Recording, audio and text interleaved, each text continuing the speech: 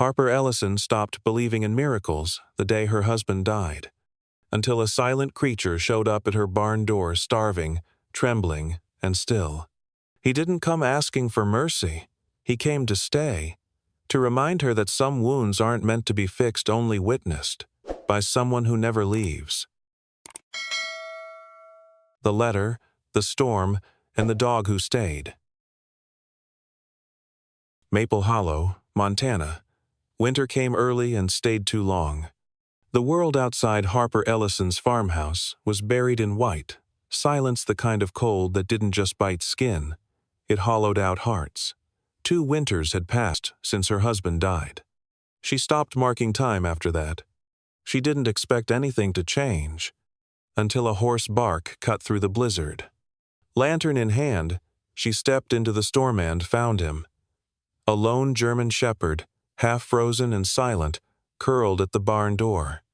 No tag, no collar, just eyes that didn't beg, but waited. She should have walked away. Instead, she opened the door. Maple Hollow, Montana, sat pressed between the teeth of the Bitterroot Mountains, a place where winter came with teeth of its own. It was early January, and already the world had turned to bone-bleached white fields, fences creaking under the weight of snow, and the relentless wind that rattled windows like a ghost trying to come inside. On nights like these, no one visited, not even memories. Harper Ellison stood at the window of her weather-beaten farmhouse, arms crossed tightly over the threadbare flannel shirt she wore over 2 others. 37, tall, broad-shouldered from years working the land, she had eyes the color of overcast skies and a mouth that rarely remembered how to smile.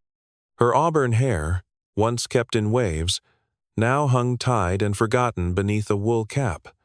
She had stopped tending to small things when the big things fell apart.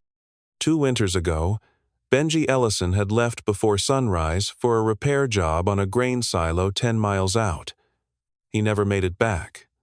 A fall, a cracked spine, a town funeral in snow.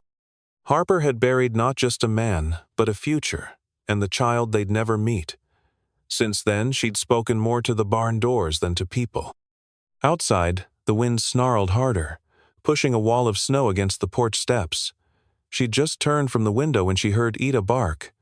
Just one, ragged, sharp, and then silence. She frowned, stepped toward the door, and took the old oil lantern from the hook.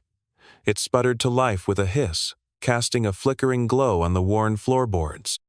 Her boots thudded softly against the frozen planks of the porch. Wind cut through her coat. The snow came sideways.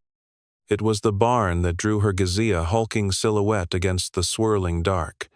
She moved quickly, head down, following instinct more than reason. She hadn't expected anything to be there. Not a soul had stepped foot on her land in months.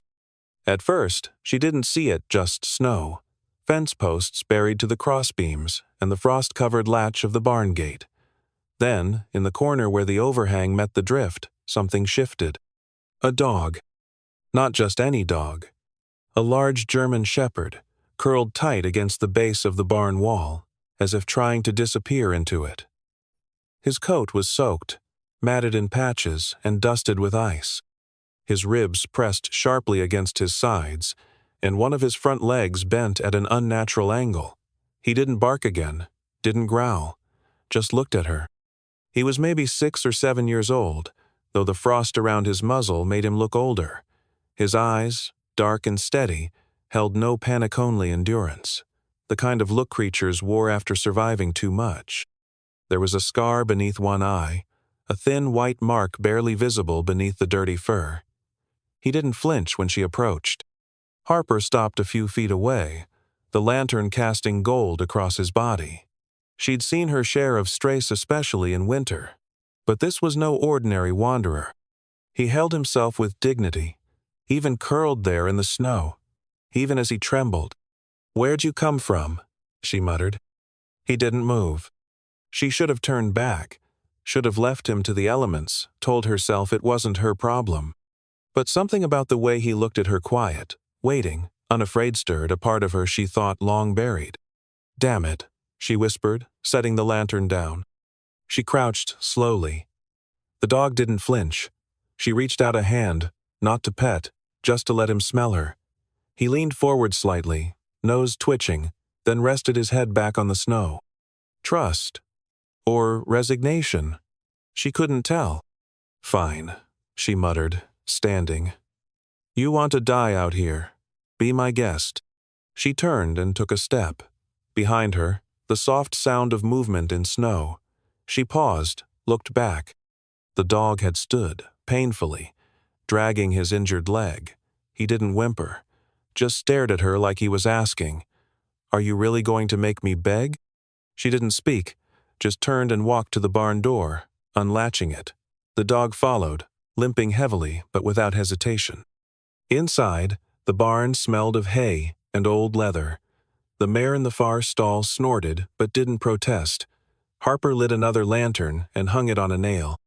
She pointed to an empty corner near the tack wall, tossed down a blanket. "You can stay there, just tonight. If you piss on anything, you're out."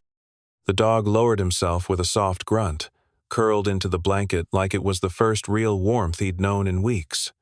Harper studied him. That coat thick, despite its condition. That scar. That steady, unshaken look in his eyes. He wasn't just a lost pet. She stepped into the stall room, grabbed an old bowl, filled it with water and what was left of last night's stew-mostly broth. She set it beside him. He didn't lunge for it.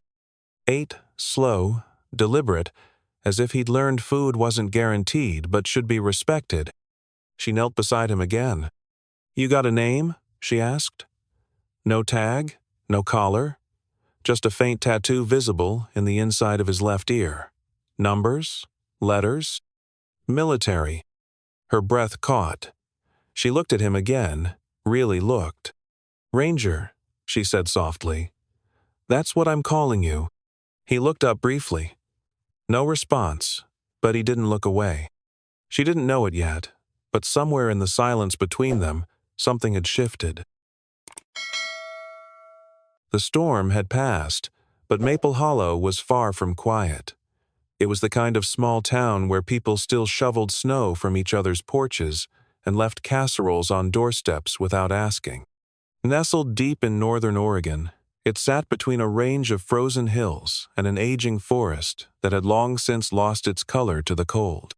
The blizzard had swept through 2 nights ago, leaving the town blanketed in a hush of white.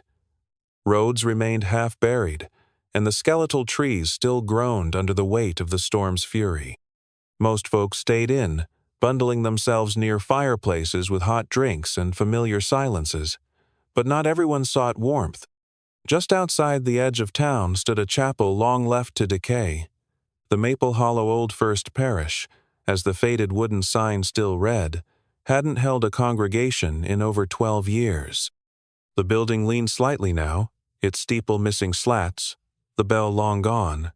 Broken panes let in wind and pine needles. Within its walls, old pews stood in crooked rows like soldiers too tired to straighten. The altar was covered in dust thick enough to soften footsteps, and only the light from a fractured stained-glass window painted any color inside. Curled beneath the first row of pews, breathing slow and silent, was Whisker. He was no ordinary stray. His fur was a warm shade of creamy beige, with soft swirls of darker brown curling along his spine and flanks like melted caramel. His build was lean, elegant, with paws that moved so lightly across the wooden floor you'd think he floated. But it was his ears bending gently backwards in that iconic American curl shape that made him unmistakable. Like delicate commas on his head, they gave him an expression of permanent curiosity or quiet amusement, even when he was utterly still. Whisker had arrived the day after the storm. No one had seen where he came from, and no one had noticed him slipping into the old chapel, save for a squirrel that darted from a shattered window frame in a panic. He made no noise. He didn't meow, didn't scratch, didn't chase. He simply settled in beneath the pew, his body forming a perfect circle, and wait though, even he didn't seem to know for what. Far across town, In a small rental unit with a rusting mailbox and a crooked porch light, Liam Hargrove, age 9, sat at the kitchen table with a pair of red mittens clenched in his hands. Liam was a quiet boy even before the accident, but since his mother, Rachel Hargrove, had passed away in a car crash just 3 weeks prior, he hadn't said more than a dozen words. His father wasn't in the picture, hadn't been for years, and he now lived under the temporary care of Martha Bell, his mother's cousin. Martha was a stout, broad-shouldered woman in her late 50s, with short gray curls and a voice roughened by years of cigarette smoke and saying things she didn't mean. She wasn't unkind, but she wasn't patient either, and grief made the air in the house tighter than the windows during a frost.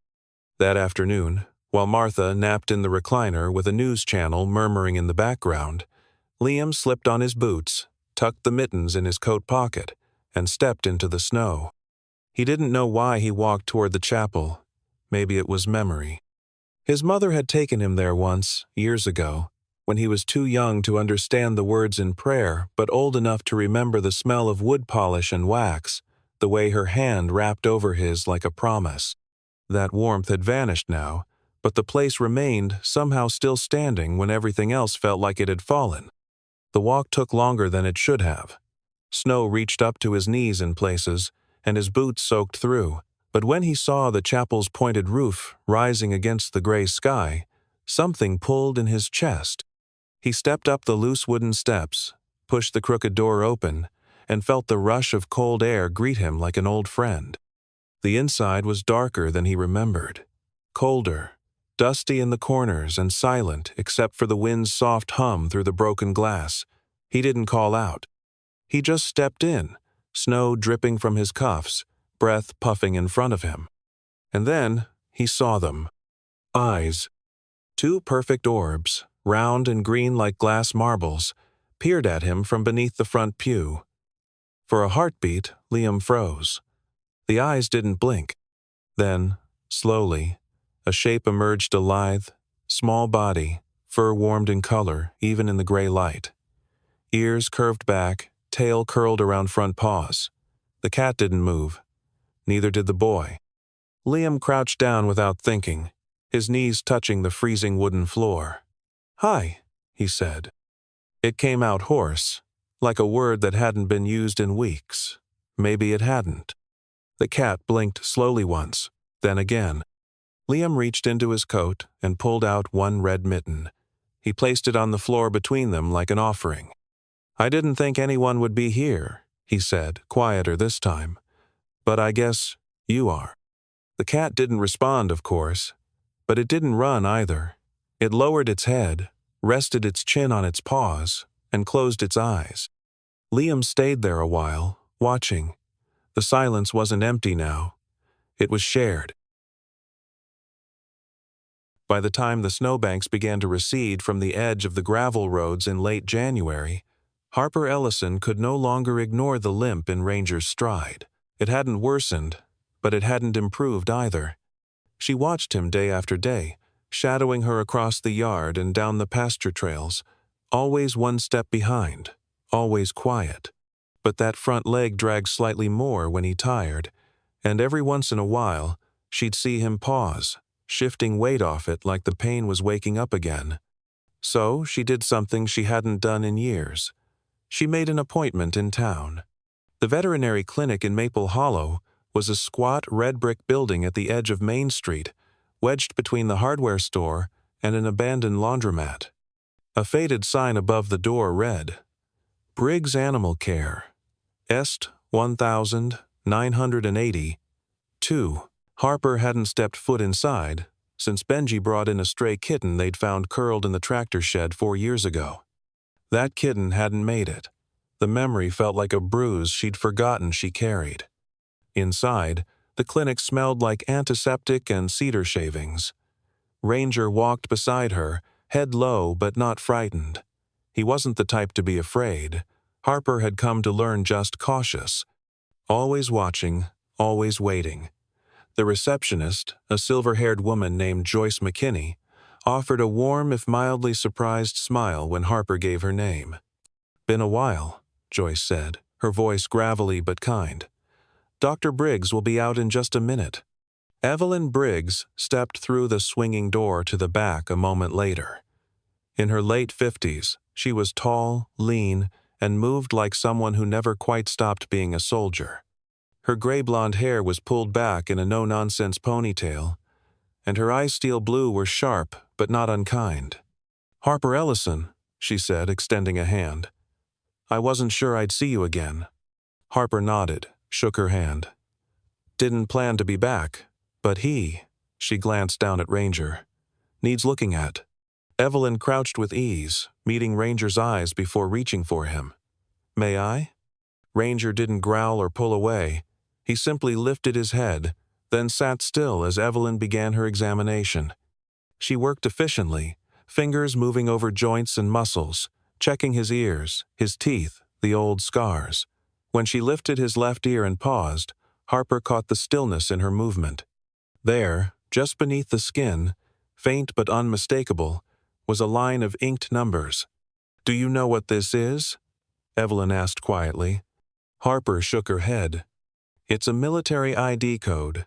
He's a former service dog, K9 unit, probably law enforcement or fire rescue." Evelyn stood slowly, brushing her hands on her scrubs. "This one's seen things." She moved to the filing cabinet, pulled out a dusty binder, and flipped to a list of archived tags. After a few minutes, she looked up. "Name registered as Ranger," she said. "No surprise there. He was part of a firefighting unit disaster response, based out of Wyoming. Injured during a warehouse collapse 2 years ago. Lost contact with his handler shortly after being retired. Looks like he slipped through the cracks." Harper's heart thudded a little harder. "So, he's not just a stray." "No," Evelyn said, meeting her gaze. "He's trained, conditioned to follow, to protect, to stay calm in chaos. That leg probably got it from that collapse, or maybe from wandering too long on his own." She hesitated before adding, "Some of these dogs develop PTSD like people. He may not show it the way we do, but that quiet of his, that watchfulness, it's learned, it's survival." Harper looked at Ranger, sitting there still as stone, his gaze fixed on her as if he already knew what they were talking about. The scar under his eye, the silence, the way he never barked unless it truly mattered. Two broken things, she thought. Him and me. "I'll keep him," she said, before she could change her mind. "No matter what his past is." Evelyn nodded once. "Good. He needs a stable place. And frankly, looks like you do too." Harper almost smiled, but didn't. On the way home, Ranger rested his head on the truck seat beside her. She drove slower than usual, eyes fixed on the road, mind whirring. Benji's letter had told her to find someone loyal. She never imagined that someone would come on 4 legs, battered and silent, but unwavering. That night, Harper sat by the fire with the letter in her lap, the embers casting flickering shadows on the walls. Ranger lay curled at her feet, his body finally relaxed. "You saved people," she whispered, reaching down to rest her hand on his neck. "Now you're saving me." He didn't move, but his eyes closed, and for the first time in years, she slept through the night. The days were growing longer, just enough for the sun to linger on the edges of Maple Hollow's ridges, softening the frost that clung to the fence rails each morning. Harper Ellison had slipped into a rhythm coffee at dawn, chores with Ranger close behind, dinner by the fire, and sleep that came easier than it had in years. The quiet didn't ache the way it used to. Not since Ranger came. It was early March when the quiet broke. She heard the sound before she saw the man gravel crunching under tires, the low, irregular chug of a poorly tuned engine. A dust-caked pickup truck, once white but now the color of old rust, rolled into the clearing in front of the house. Harper wiped her hands on her jeans and stepped out onto the porch. Ranger stood beside her before she called him, ears perked, body rigid. Not growling yet, just alert, watching. The man stepped out of the truck and slammed the door. He was tall, maybe early 40s, with a sun-worn face, wiry frame, and a confident swagger that didn't quite match the dust on his boots. His hair was cut close, his leather jacket too clean for a ranch road. His eyes, pale gray and sharp, moved over Harper once before dropping to Ranger. "Well, I'll be damned," he said. "Didn't expect to find him here." Harper didn't smile. "Can I help you?" He removed his sunglasses, hooked them on the front of his shirt. "Name's Tommy Hale. Used to be K-9 handler with Station 9 out of Sheridan, Wyoming. That dog," he pointed toward Ranger, "used to be mine." Ranger let out a low bark, just one, but it cut through the air like a warning bell. Then, to Harper's surprise, he shrank back half a step, body low, ears pinned. It wasn't fear. Exactly, it was memory. Old pain. Trauma triggered by the sound of a voice. Harper noticed it instantly. Her eyes narrowed. "Funny," she said. "He doesn't look happy to see you." Tommy shrugged. "He got soft. Injured on a job. Couldn't perform after that. Couldn't even be rehomed through the program. I heard he was wandering Montana. Guess I wasn't the only one looking." "You're not here because you missed him," she said, voice flat. He gave her a slow, smug grin. "Dogs like him still have value. There's a buyer down in Carson City looking for retired service animals, protection training, military re-enlistment, even private security. Pays good. He's not for sale." Tommy chuckled. "Didn't ask if he was. He's not legally yours. Never transferred ownership, and last I checked, his service file still has me listed." Ranger stood now between Harper and the edge of the porch, no longer backing away, but not moving forward either. His tail low, body tense, eyes never leaving Tommy. Harper's voice dropped. "That dog saved me. I don't care what paperwork you think you have, he's not going anywhere." Tommy tilted his head, calculating. "You've got a nice place here, secluded. Bet not many folks come through. Would be a shame if someone reported you for harboring stolen property." Ranger snarled. This time, the sound was guttural and raw. Tommy took a half step back, caught himself, and straightened. "You mistreated him," Harper said suddenly. "That's why he reacts like that. What'd you do hit him when he stopped obeying? Yell until he stopped barking altogether?" Tommy's expression flickered. "Just a second." But it was enough. "You don't know what it's like training dogs like that," he snapped. "They need discipline." "No," she replied coldly. "They need respect." She stepped off the porch, placing herself squarely between the man and the dog. Ranger didn't move, just stood beside her, tall now, proud again. Tommy exhaled through his nose. "You know what? Keep him. Not worth the gas it took to get here." He turned, spat in the dirt, and walked back to the truck. As the engine sputtered to life and the vehicle rolled away, Harper finally exhaled. Only then did Ranger move. He walked forward and nudged her thigh with his nose, gentle but firm, like an unspoken question. "You okay?" She knelt beside him, wrapping her arms around his thick neck. "I'm fine," she whispered. "But I think you were braver than I'll ever be." Later that night, she pulled out Benji's letter again and stared at the line that haunted her most. "Find someone who won't leave when the world goes dark." She looked down at the sleeping shape at her feet. Ranger had positioned himself between her chair and the front door, head resting on his paws, breath slow, steady. He hadn't left. And this time, neither would she. The sky above Maple Hollow had begun to soften into spring, though winter still clung stubbornly to the edges of the pastures and the creek that wound behind Harper Ellison's barn. The snow melted in patches, revealing brown earth beneath, soaked and ready.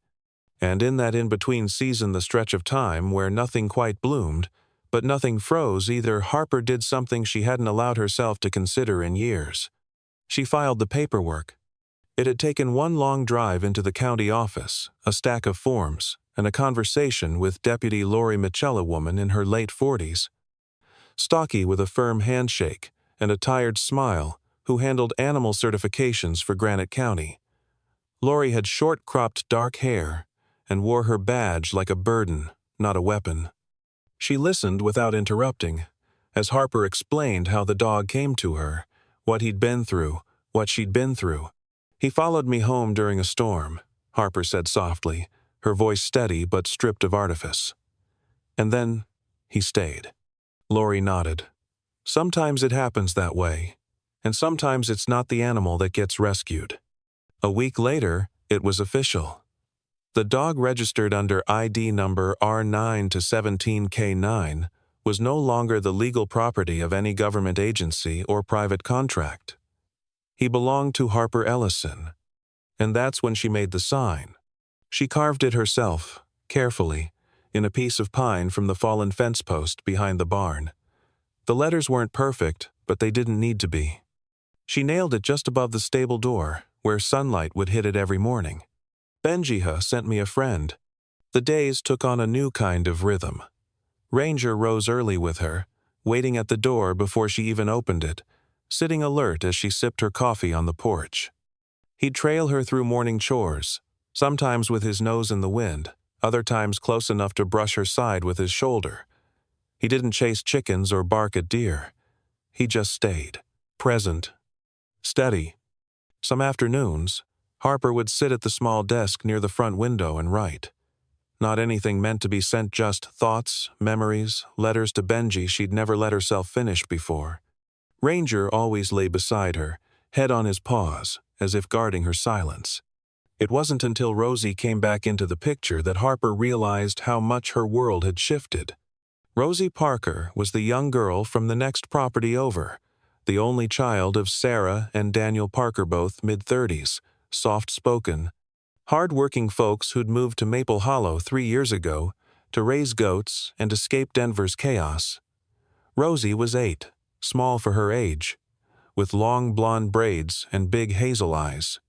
She didn't speak much around adults, especially not after a close call the previous year when she'd gone missing in the woods for several hours before being found by search dogs. Since then, she'd been wary of everything: noise, strangers, even wind. But Ranger wasn't noise. He was calm, still, and somehow knew exactly how to approach the girl. One afternoon, Rosie wandered into the yard while her mother visited Harper to borrow some seed. The moment she saw Ranger, she froze. He didn't run to her, didn't move at all, just lay down in the grass, turned his head gently, and waited. Rosie stepped closer, then closer. After a long pause, she knelt beside him and pressed her small hand to his neck. Ranger didn't so much as blink. Her lips moved, barely a whisper. "Guardian angel." Harper overheard it, and her breath caught. Later that evening, after the Parkers had gone home and the sky had dipped into shades of lavender and gold, Harper sat on the steps of the porch, Ranger beside her as always. The breeze was light, carrying the scent of thawed earth and pine needles. She reached down and rubbed behind his ears. "You know," she murmured, "you were never meant to be mine."